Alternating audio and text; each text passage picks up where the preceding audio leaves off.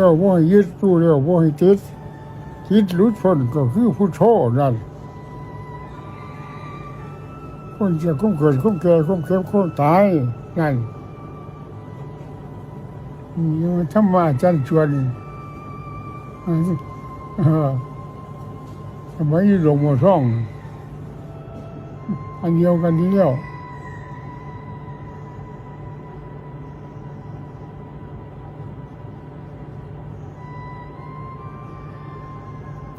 มันจะเบิ่งฉลาดด้านนี้